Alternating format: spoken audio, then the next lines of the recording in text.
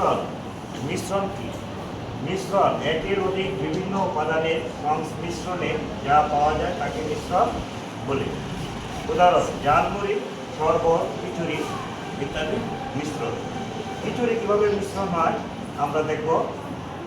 আতপ বা বাসমতি চাল 1 কাপ দেবো আমরা, মুগ ডাল আধা কাপ, হালকা ভেজে দিলে স্বাদ বাড়ে, পেঁয়াজ কুচি 1টি, আদা রসুন বাটা 1 চামচ, মরিচ গুঁড়া হাফ চা চামচ, কচ্চি এগুলো নিলেও চলে, না নিলেও চলে, তেজপাতা 1টি, দারুচিনি 1 টুকরো, এলাচ 2টি, লবণ স্বাদ মতো তোমার ইচ্ছা মতো, তেল বা ঘি 2-3 টেবিল চামচ, গরম পানি প্রায় 4 কাপ।